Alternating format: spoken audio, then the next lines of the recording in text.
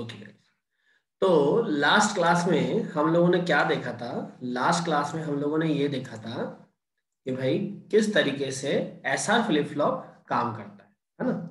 और आज हम ये देखने वाले हैं कि किस तरीके से जेके फ्लिप फ्लॉप काम करेगा, है ना।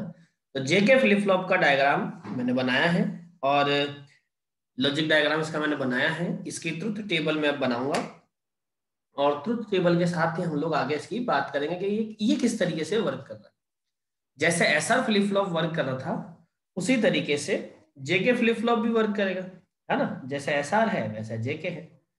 तो अब दोनों में क्या डिफरेंस आएगा वो आपको ट्रुथ टेबल देख के समझ में आएगा। तो ये तो इसका जो है लॉजिक डायग्राम है, मतलब सर्किट डायग्राम है। आगे हम लोग जो इसमें बात करेंगे वो ट्रुथ टेबल की करेंगे, क्योंकि ये ट्रुथ टेबल ही डिसाइड करेगी सारी कहानियां। तो इसीलिए सबसे पहले इस ट्रुथ टेबल को बनाते हैं जो कि सर्किट डायग्राम पे बेस्ड रहेगी। ये देखिए, ये मैंने बना दिया।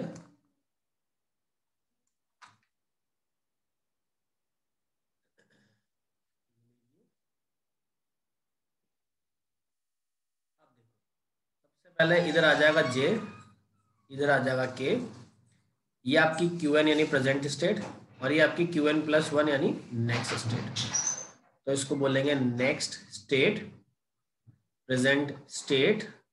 और ये जे और के जो होता है इसको बोलते हैं डायरेक्ट इनपुट।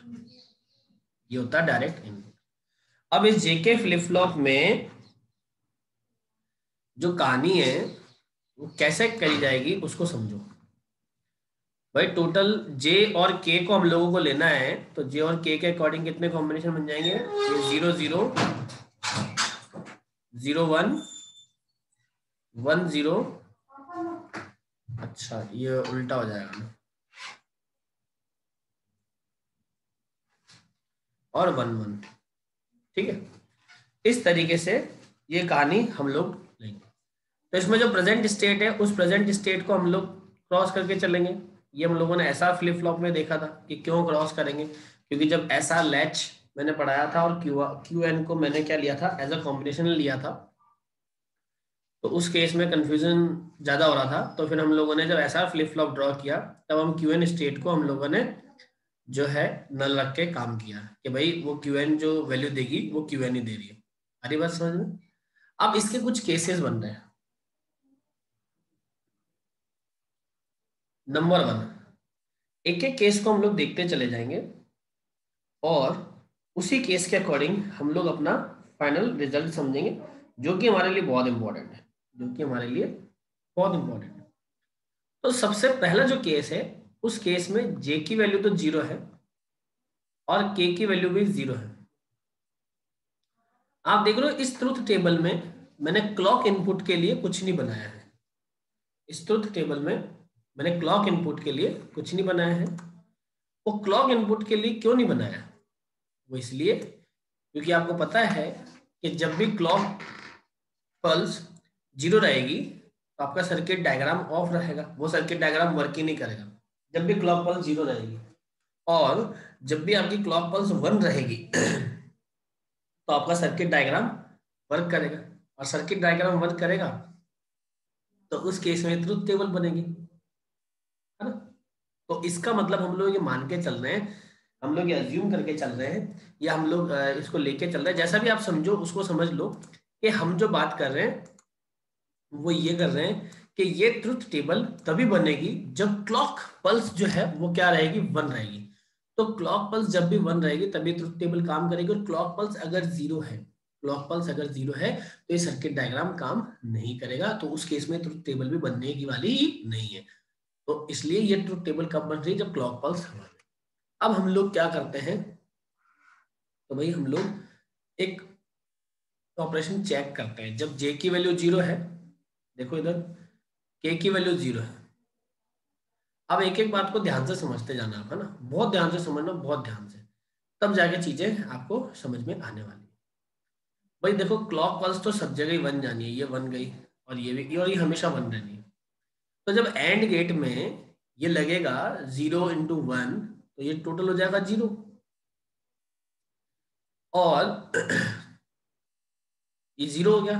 और ऐसे ही देखो ये क्यूएन इधर से आई है, ये क्यूएन की लाइन आ गई, देखो ये क्यूएन की लाइन आ रही है, ये क्यूएन आ रहा है, और एक क्यूएन इधर भी जा रहा है, तो ये आ गया इधर क्यूएन उठ के। तो एक्चुअल में हुआ क्या, 0 इंटू 1 इंटू क्यूएन, तो 0 को किसी के भी साथ मल्टीप्लाई करें तो रिजल्ट क्या आ रहा है, 0 आ रहा है। तो इस एंड गेट में पूरा क्या बना, इस एंड गेट में पूरा 0 बन गया, और 0 का कॉम्प्लीमेंट क्या हुआ, 1 हो गया, ये 1। और इधर आपके पास ये क्यूएन है ना, तो 1 इंटू क्यूएन, तो 1 इंटू क्यूएन, तो 1 को क्यूएन के साथ मल्टीप्लाई करोगे तो रिजल्ट क्यूएन आ रहा है। और क्योंकि यहाँ पे नॉट है, इसीलिए ये यहाँ पे क्या बन के जा रहा है, क्यूएन का नॉट। तो ये ऊपर वाले इस सर्किट डायग्राम में यहाँ पे क्या आ गया, इस जगह बन के क्या आया, क्यूएन का नॉट आ गया। इस जगह क्या बन के आया, क्यूएन का नॉट। आ रही बात समझ? अब उसी तरीके से इधर चलते हैं, तो जे की वैल्यू 0, क्लॉक पल्स 1, और इधर से क्यूएन नॉट आया, तो 0 को किसी से भी मल्टीप्लाई करेंगे रिजल्ट शुड बी 0, और 0 का जो कॉम्प्लीमेंट है वो है 1, तो इधर से आया 1। तो एक्चुअल में ये जो एंड गेट है, इसके अकॉर्डिंग, नैंड गेट अकॉर्डिंग, तो क्यू एन प्लस 1 जो मेरा बन रहा है वो क्या बन रहा है, 1 डॉट क्यू एन का नॉट और उस पूरे का होल नॉट। तो 1 के साथ अगर क्यू एन नॉट को ऑपरेट करेंगे तो वापस क्यू एन नॉट आएगा, नॉट से नॉट कैंसिल आउट होके क्यू एन आ जाएगा। तो मेरी जो नेक्स्ट स्टेट है वो क्या आने वाली है, क्यू एन। तो इस सर्किट डायग्राम के अकॉर्डिंग जैसे जैसे मैंने इसको पूरा सर्किट डायग्राम को फॉलो किया है, इसमें जो इनपुट्स आए हैं उन इनपुट्स को मैंने इसमें दिया है, और जैसे जैसे इस पूरे को मैंने रन किया है तो मुझे ये समझ में आया है कि अगर जे की वैल्यू 0 है, अगर जे की वैल्यू 0 है और के की वैल्यू 0 है, तो जे के फ्लिप फ्लॉप में जो प्रेजेंट स्टेट होती है वही आपकी नेक्स्ट स्टेट को मानी जाती है।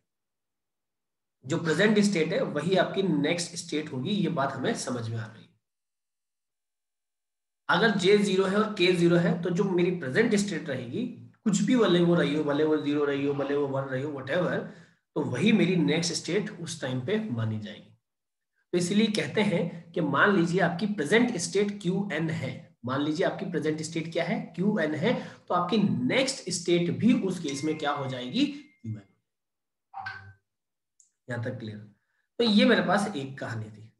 इसी तरीके से मैं एक सेकंड केस को लेके चलता हूं, और इस सेकंड केस में मुझे J की वैल्यू 0 लेनी है और मुझे K की वैल्यू 1 लेनी है। ये बात समझ में? क्लॉक पल्स तो बाय डिफॉल्ट 1 है। अब अपन इसको रेड की जगह थोड़ा ग्रीन से ले लेते हैं, है ना, सेकंड केस को, तो समझ में आ जाए। तो J की वैल्यू तो 0 है और K की वैल्यू हो गई 1। अब ध्यान से समझो, इस सर्किट डायग्राम में QN आ गया, 1 आ गया, क्लॉक पल्स, और K भी 1 है, इस वाले की बात कर रहे हैं, यहाँ वाले। सबसे पहले इसी को सॉल्व करें। तो QN इंटू 1 इंटू 1, तो यहाँ पे अंदर क्या गया, QN गया, QN गया, इसमें तो कोई दिक्कत नहीं है। अब QN आगे जा रहा है, तो QN आगे जाके क्या हो रहा है, QN का नॉट हो रहा है। आगे जाके जब ये नॉट गेट लग रहा है तो इधर QN का नॉट निकल रहा है, यहाँ पे ये QN not into QN not into QN। अभी ये एंड गेट पे लग गया, है ना, एंड गेट पे लग गया, तो QN नॉट एंड QN, और उस पूरे का नॉट वो जा रहा है इस सर्किट डायग्राम में, इस जगह यहाँ पे। क्या कहना चाह रहे हो? हाँ, लव कुमार वैष्णव, वो आगे हम लोग बात कर रहे हैं 0 या 1 की, तो हम आगे बात कर रहे हैं, वो इधर जा रहा है। अब इधर समझो, ऊपर से देखो J की वैल्यू 0 जा रही है, और इधर से आपके पास यही आउटपुट यहाँ जा रहा है, तो 0 तो पूरे से मल्टीप्लाई होकर रिजल्ट शुड बी 0, 0 का नॉट निकालेंगे तो वो 1, और 1 के साथ अगर मैं इसको अप्लाई करता हूँ, 1 के साथ अगर मैं अप्लाई करता हूं, तो मैं क्या देख रहा हूं कि मेरी जो नेक्स्ट स्टेट है QN प्लस 1, वो क्या आ रही है, 1 मल्टीप्लाई, और मेरे पास ऑपरेशन क्या है, QN का नॉट और पूरे का होल नॉट, जो कि यहां से आया इस एंड गेट, इस नैंड गेट से, ठीक है। आगे देखो, 1 को इसके साथ ऑपरेट करोगे तो कोई फर्क नहीं पड़ेगा, ये एज इट इज आ गया। और हम एक प्रॉपर्टी जानते हैं, Q मतलब A मल्टीप्लाई A नॉट, वो होता है हमारे पास 1। ए मल्टीप्लाई ए नॉट हमारे पास होता है 1, तो ये हो जाएगा 1 और 1 का नॉट इज इक्वल टू क्या आ गया जी, नहीं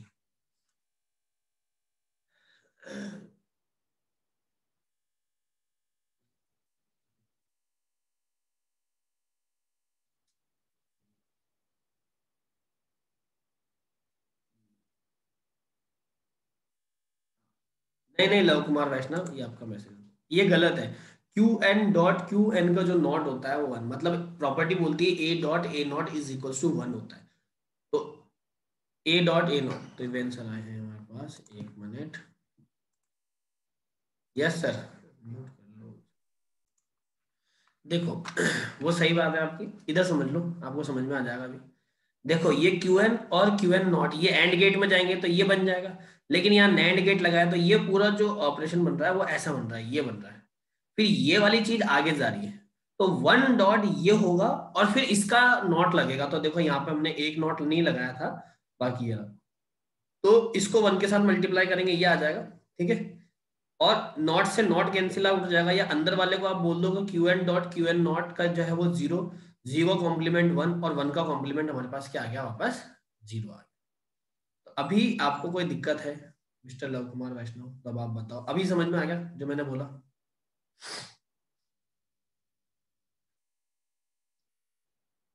हाँ लव कुमार वैष्णव, आपको समझ में आ गया क्या अभी? आ गया ना, ठीक है। हाँ वो मैं समझ गया था, आप जो बोल रहे हो ना वो क्या हुई थी मिस्टेक, वो मैं समझ गया। अब अपन बात करते हैं भाई थर्ड वाले पे, ये तो अपना सेकंड वाला हुआ है ना, अब अपन थर्ड केस पे बात करें। तो थर्ड केस के अकॉर्डिंग क्या है, थर्ड केस के अकॉर्डिंग जे की वैल्यू तो 1 है और के की वैल्यू 0 है, तो J1 और K0 पे बात करते हैं, तो इसके लिए हम लोग फिर से कलर चेंज करते हैं और ये ले लेते हैं। तो अब K की वैल्यू 0 रखेंगे, ये मैंने रख दी 0, और J की वैल्यू 1 रखेंगे, ये रख दी मैंने 1। तो सबसे पहले इधर 0 जाएगा, अच्छा ये तो क्लॉक पल्स है तो 1 ही रहेगी। तो अब देखो 0 है तो 0 तो पूरा मल्टीप्लाई होकर यहाँ पर रिजल्ट आ जाएगा, रिजल्ट 0, और 0 का जो कॉम्प्लीमेंट आएगा वो आएगा इधर से, क्या आ जाएगा इसकी जगह 1 आ जाएगा, और 1 मल्टीप्लाई क्यू एन, यहाँ पे क्यू एन आ जाएगा, और क्यू एन का जो कॉम्प्लीमेंट है वो जब इधर से जाएगा तो क्यू एन नॉट जाएगा, ये इधर गया। अब इधर जे वाले से बात करते हैं, तो 1 और 1, 1 हो गया, और इधर से क्यू एन नॉट जो निकल रहा है वो आप देख रहे हो, ठीक है। अब आप समझो, अब आप समझो कि भाई उसका जो कॉम्प्लीमेंट आ रहा है ना, क्यू एन जो जा रहा है, क्यू एन नॉट जो जा रहा है, उसका जो कॉम्प्लीमेंट आ रहा है वो क्या आ रहा है, क्यू एन आ रहा है, उसका जो कॉम्प्लीमेंट आ रहा है वो क्या आ रहा है, क्यू एन, और Q N into Q not, भाई यहाँ पे क्या आ रहा है, क्यू एन आर, देखो कैसे जा रहा है मेरी बात समझना, ये क्यू एन नॉट गया, इधर भी क्यू एन नॉट आ गया इधर इस जगह, और ये दोनों 1, तो यहाँ पे आ गया क्यू एन का नॉट, और फिर से कॉम्प्लीमेंट रख के ये बाहर नॉट से नॉट करके क्यू एन आ गया, तो इस जगह पे यहाँ पे क्यू एन आया।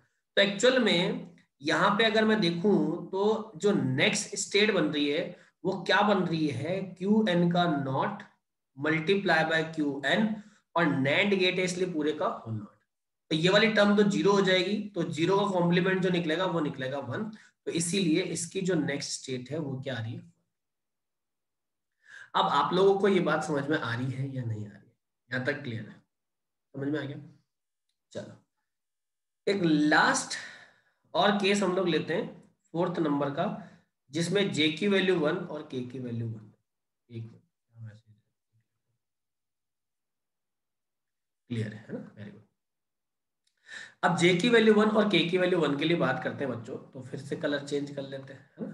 अब समझो यहाँ पे के की वैल्यू भी 1, जे भी 1, तो 1 गया बेटा तो इधर क्यू एन आ जाएगा, और क्यू एन का कॉम्प्लीमेंट निकलेगा इधर, तो यहाँ पे एक्चुअल में आया क्या, क्यू एन का कॉम्प्लीमेंट, और क्यू एन का कॉम्प्लीमेंट और इधर क्यू एन, तो वो एंड गेट में गए, एंड के बाद नॉट लगा, तो ये वाली कहानी वापस आ गई, Q N into Q N का कॉम्प्लीमेंट और पूरे पे होल कॉम्प्लीमेंट।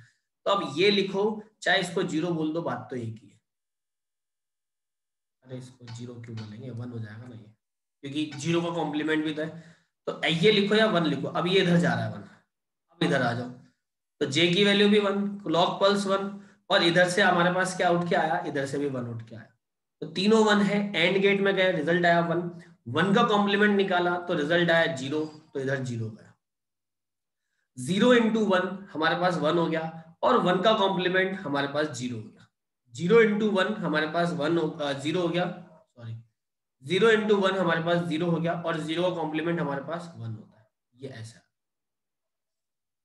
ठीक है। वापस समझ लेना, इधर से 1 जा रहा है, उधर से 0 आ रहा है, तो 0 एंड गेट में जाएगा और 1 एंड गेट में जा रहा है, तो 0 इंटू 1 जो होता है वो 0 होता है, और 0 का कॉम्प्लीमेंट अगर मैं निकाल रहा हूं तो वो 1 हो गया। अब मेरी बात को बहुत बहुत और बहुत ध्यान से समझना जो मैं बताना चाहूँ। भाई मैंने स्टार्टिंग इस वाले से करी कहानी, तो सब चीजें बहुत इजीली आ गई है ना। Q1 से स्टार्ट करा, सबसे पहले ये वाला गेट, सबसे पहला ये इनपुट इसमें गया, तो ये वाला प्रोसीजर पहले सॉल्व हुआ, तो result should be 1, result should be 1। But अगर बेटा इस वाले को आप इधर डालोगे और ये चीज सॉल्व अगर पहले करोगे तो रिजल्ट चेंज हो जाएगा, डायग्राम चेंज हो जाएगा, मतलब डायग्राम का रिजल्ट जो आएगा वो चेंज होगा।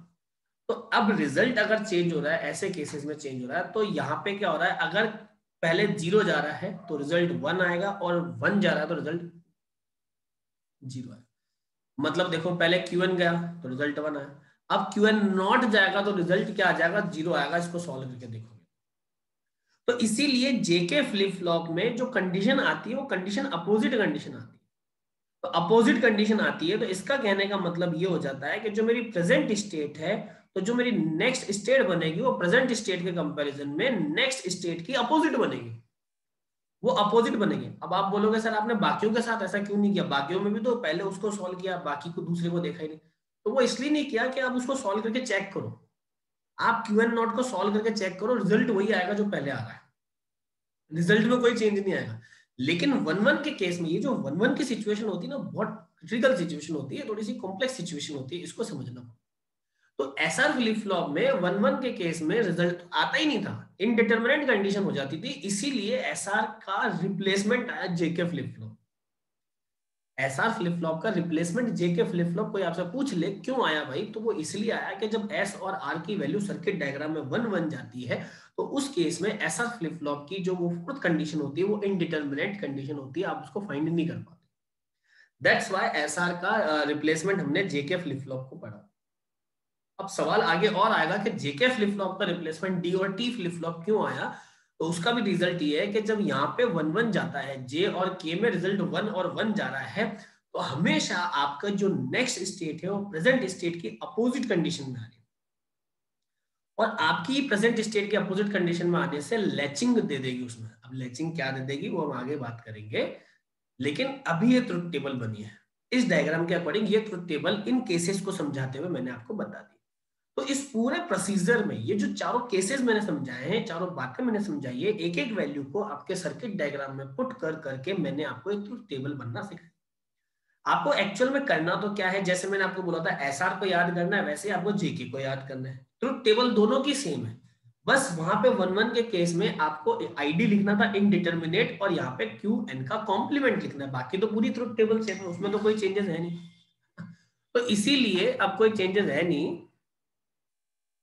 तो भैया ये वाली जो स्टेट है इसको बोलते हैं नो चेंज, इसको बोलते हैं रीसेट जो हमने एसआर में लिखा था, इसको बोलते हैं सेट। यहां तक क्लियर है सारी बात। अब बात आती है सबसे लास्ट वाली स्टेज की, कि जो 1-1 वाली स्टेज है, उस 1-1 वाली स्टेज को हम लोग क्या लिखने वाले। उस 1-1 वाली स्टेज को जैसे वहां पे हम लोग बोलते थे कि सर वहां पे आईडी हम लोग कंडीशन बोलते थे कि इनडिटरमिनेट कंडीशन आ रही है, उसी तरीके से यहाँ पे हम लोग क्या बोल रहे हैं। तो इसी तरीके से आप यहाँ पे जो बोलोगे इसको क्या बोलेंगे, इसको बोलेंगे, इसको बोलेंगे टॉगल कंडीशन, इसको बोलेंगे टॉगल कंडीशन। ये आपकी टॉगल कंडीशन होती है। तो पहली हो गई आप लोगों के नो चेंज, दूसरा हो गया आपके रीसेट, थर्ड हो गया आपके सेट, और फोर्थ आपके पास क्या हो गया टॉगल केस, यानी टॉगल कंडीशन जो कि प्रेजेंट स्टेट का नेक्स्ट स्टेट में कॉम्प्लीमेंट मिल रहा है। नो चेंज में जो प्रेजेंट स्टेट है वो नेक्स्ट स्टेट है। रीसेट का मतलब है पूरे सर्किट डायग्राम में सबकी वैल्यू 0 कर दो। सेट का मतलब है पूरे सर्किट डायग्राम में सबकी वैल्यू इनिशियली 1 जाएगी। टॉगल केस का मतलब है प्रेजेंट स्टेट का अपोजिट चला जाएगा, 1 है तो 0, 0 है तो 1। ठीक है, तो ये टॉगल केस की वजह से भी आपका जो रिजल्ट है उसमें फ्लक्चुएशन आ जाता है, तो उसमें वेरिएशन आ जाता है। इसीलिए जेके फ्लिप फ्लॉप भी इतना सक्सेसफुल नहीं, और उसकी जगह हम लोगों ने उसके रिप्लेसमेंट, वो रिप्लेसमेंट क्या है क्या नहीं है, क्लॉक पल्स के बारे में दूसरी बातें, या और भी दूसरा सिलेबस के जो एक रुख है वो हम लोग आगे आने वाली क्लासेस में देखेंगे। लेकिन अभी मैंने आपको ये समझाया है, तो आज की क्लास में जो जो आपको मैंने पढ़ा दिया है, जेके फ्लिप फ्लॉप मैंने पूरा बताया है। इसमें अगर किसी को कोई डाउट है, कोई दिक्कत है, कुछ परेशानी है, तो आप मेरे से पहले वो क्लियर। हाँ भाई, अब बताओ, किसी को कोई दिक्कत है तो पूछ लो, जल्दी से मैसेज कर दो फटाफट, यस और नो का, दिक्कत है या नहीं है।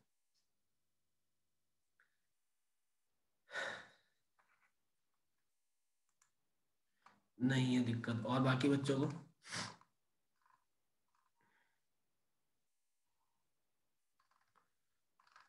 भाई अभी 2 बच्चों के रिजल्ट आंसर आए कि हम लोगों को कोई प्रॉब्लम नहीं है, बाकी बच्चों को है क्या प्रॉब्लम? हाना का जवाब दो नालायक को, बताते नहीं हो, कैसे काम चलेगा ऐसे? हवा में पता पड़ जाएगा क्या? हाँ तो ऐसे बोलो भाई, बोलना पड़ता है। अच्छी बात लाई, अब समझो भाई। देखो, तो अच्छी बात है, अगर आपको सब समझ में आ रहा है तो वेल एंड गुड है। ये तो आपका जेके फ्लिप फ्लॉप है, आप इसका स्क्रीनशॉट वगैरह ले लो, जो भी लेना है नोट कर लो, जैसा भी है। तो मैं आपको एक चीज और बता दूं, कर लिया इसको नोट?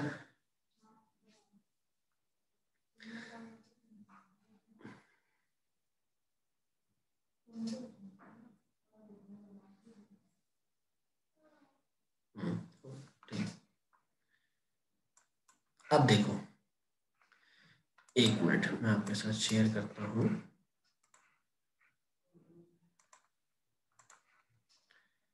कहाँ गया आपका सिलेबस? अब आप देखो आपका सिलेबस कितना हुआ है, अपन उसमें बात करते हैं ना।